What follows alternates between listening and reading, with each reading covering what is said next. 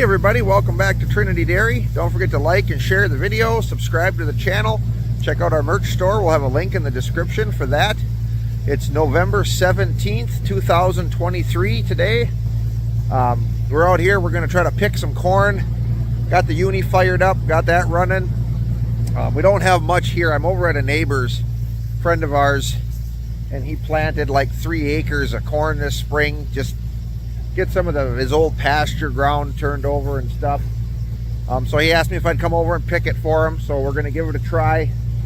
If it goes well, it's not going to take me long. Like I said, only like 3 acres. But what I'm worried about here is getting stuck. This is heavier ground here. I brought the picker over here probably a week ago or a little bit better, and there was water standing in the rows yet then, and we didn't pick. But we've had some beautiful drying weather the last week or so, a lot of wind and stuff, and this morning it froze, so the ground's a little bit stiffer from that. So we're going to give it a whirl and see if we can get this picked for him. Picking corn 2023.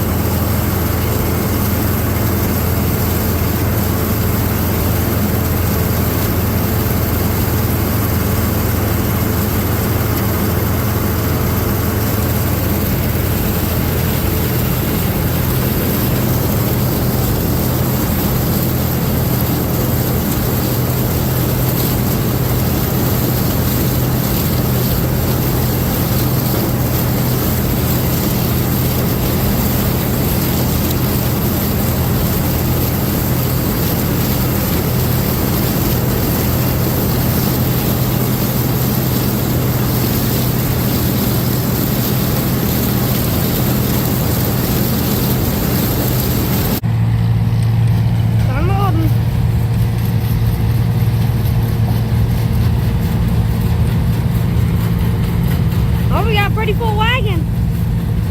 We aren't even done with 2 fields. Not even one.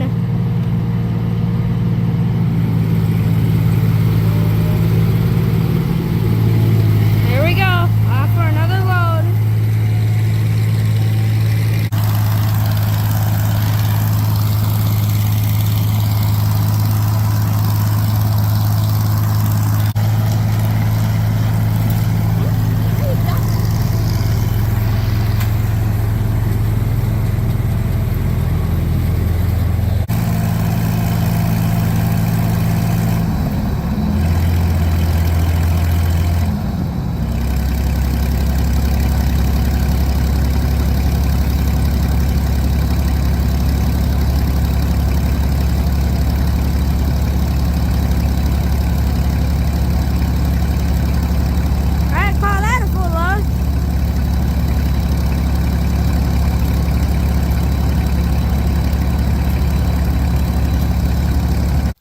we got pretty much a full load there. I wound up getting stuck in this first field, so I unhooked the wagon and then I was able to drive out, and then I was just kind of picking and filling up, because the back of this has kind of got a little bit of a hopper space. I mean, not a lot, but it's enough you can go a little ways. Since this is such a small field, I thought I'd pick what I could around the really wet spot and then just back up and unload it into the wagon, just to get as much as I could. There's a little bit left here. There's 6 rows wide and I don't know, maybe 100 feet long. But it's really wet in there. Maybe I'll try it in the morning when it freezes up again. It's starting to get warm enough now that the ground is softened up again. Because the first round on here, I really didn't have any trouble. And then after that, it got worse. The other piece over there, I'm going to check that a little bit and see, because I made one round around that piece. And that seemed a lot better ground-wise. So I'm going to have to go get another wagon, because this wagon, when guy gets home, he'll have to take his tractor and pull it out of there, because the wagon's not really stuck, but if I try to back down in there and get it with the picker, I think I'm going to wind up getting stuck.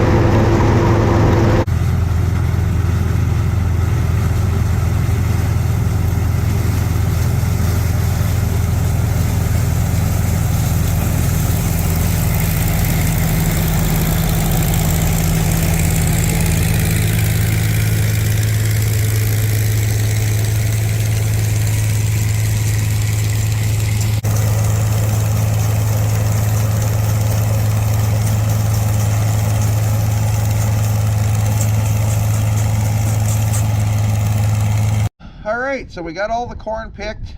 Went pretty good. We almost got stuck a couple times, but nothing too terrible. Had to go and pick some without the wagon and back up to the wagon and unload the conveyor full at a time, but I wouldn't do that if it was a big piece, but for that little piece it worked good. We got about 2.5 loads, so that was nice. The landowner there, he kept one load, and whatever was left he told me to go ahead and take home and use, so that worked out pretty well. That I'd mention on that picker, we usually get a few questions. On the engine of that picker, that's a gas. It's got the V6. I think it's a GM V6 engine. I can't remember the displacement on it, but it is the gas engine on there. So thought I'd cover that because we always get asked about that. And one more thing I wanted to do before we close out the video. We get asked pretty often, different companies, for us to promote their product, and usually we don't. A couple times we have, and we got approached by this company here called Oneleaf.ai for doing a binocular review, and these are night vision. I'll let Jen tell you a little bit more of all the options on there. First we weren't going to do it, but then we got thinking about it and thought maybe it would be pretty handy, because I only like to do stuff that I think you guys would be interested in and possibly use. So I'll let Jen talk a little bit about what they are. The company reached out to us. They thought that this product would be something interesting to farmers for mainly the night vision part of the binoculars, for going out and looking at cows, checking your cows at night without having to have a spotlight. You know, you're disturbing your cows, you're getting them up, especially when one's maybe calving. Another thing is just the range, being able to see farther out if your cows are really far away. It has a really good range for that. One surprising use for it that we actually really do appreciate on it, versus just using it as something for going out and checking on cows, is it has the ability to take video, to record video. And we just had an issue here with our neighbors just right across the river. They have beef cattle, and they had a Angus heifer taken by wolves. Now in Minnesota, they said, well, nationwide, wolves are not touchable. You cannot shoot them. So what you end up having to do as a farmer is you have to try and get the DNR to come out with a federal trapper to remove the wolves. To get the DNR out here though is pretty hard to do. You have to have proof of the wolves being there. Otherwise they will say it's coyotes or something else that's taking your livestock. So the recording option on this, I think, is kind of beneficial, because you can then go and record when you go out and take a sweep looking at your cows at night, and if you see a wolf out there, you have recorded proof of that wolf for your DNR. Should it be that way? No, but it is. One other use for the binoculars that we found, now you have to go by your state regulations here again with the DNR and hunting, is using them to go hunting with. Now in Minnesota you cannot use night vision binoculars for deer hunting. You cannot have them if you have your gun loaded ready to go with you, but you can use them to, say, scan a field or a trail that you use. Before you even get out of the vehicle, before you take the gun out of the case, you can take your night vision binoculars and kind of take a look over for us it was a hayfield, and see if there's anything out there that you can't see when you're walking to your blind. So they were kind of handy for that. But I'll show you them. They are, like I said, similar size to regular binoculars. They can be used as regular binoculars, not just night vision. Yeah, they can be used during the day or night. They have this little lens on here. Just, you put that on for during the day so you don't get too much light in there. At night you take it off so that this lens can get as much light as possible onto it. Like I said, then it's got a screen. On this side, it's a really good display. I don't even have to actually put my face up to the binoculars. The picture on it's really, really big and clear. They are a little bit heavy. They do not come with a hard case. They just have like a soft one. One thing with these, they also had a rangefinder that you can just put on, just use as an Allen wrench to put it on. That's kind of cool to have that on there for a feature. Overall, I really did like them. The price point though is kind of a hard one. this particular model with the rangefinder and stuff, it's like $579. So it's definitely an investment. I could see even comparison to like a night vision scope, where that would be kind of cool to have, maybe over these, but you know, then I don't really want to carry my rifle if I'm going out to check on cows at night. Or cats. Or cats. And so a lot of it is just kind of what you want to spend. They did have some other options that were a little bit more affordable, but we do have a discount code that Oneleaf.ai gave us, and it's only for their website. So it's Oneleaf.ai. So I think it's like a 10% off coupon for the binoculars. Would I buy them? I don't know. They're really cool. They're really fun to play around with. I will throw a clip in here at the end of what the night vision recording looks like. The picture is really clear, and it was really nice to have. You just don't want to leave, do you? And so I think that was kind of neat to have. Well, and I think too, if we were having, I mean, so far we haven't had any issues with the wolves here. We have seen them when we were hunting and stuff like that. We haven't had any issues with the cattle, but with beef cattle, if you get a lot of cattle, they're out all the time on pasture, and you really have issues with wolves where you really need some proof, because in the neighbor's instance, when he had the DNR first come out, they couldn't find any tracks, so they weren't going to do anything. Luckily, he found a wolf track a few days later, and they were able to get the trapper out there. But if you get a rain or something, or snow, and you have to have some other proof, if you start losing calves, $500 or $600 isn't a lot of money either, if it can get you some help that way. So yeah, so I mean, it's an investment, that's definitely for sure, but a very cool product. The kids enjoyed looking at it at night, just seeing what was around in the yard. I've used it when we've heard coyotes, just to take a look at where they are around. So, and I know there's hunters that do use them with hunting coyotes. Another option too for it, and I was actually thinking about that today, is kind of security around your yard. You know, if you think you might have somebody poking around your yard, and you know you want to get some video of it or whatever, you don't want to put a spotlight out. Turn the yard light on or something. They're going to take off right away. Where this, you could get down there, see what's going on, and go from there too. So yeah, it's got a lot of really cool features. Like I said, the video quality is really nice. The battery life is really long. I mean, we've had this for a few months now, just seeing how long it would last and hold up, and I've not had to charge the batteries yet. Yeah, so like I said, the laser rangefinder is pretty cool. I mean, overall, it's just kind of a really neat product to get to try, and I definitely see some features that make it good for farmers. But yeah, so I mean, if it's something that you're looking for, definitely check them out. Or if you've been on the fence about night vision stuff, I mean, I definitely see a lot of use for it on the farm. But I guess we can wrap this one up then. Yeah, so thanks everybody for watching, and hope you enjoyed the video, and we'll see you in the next one.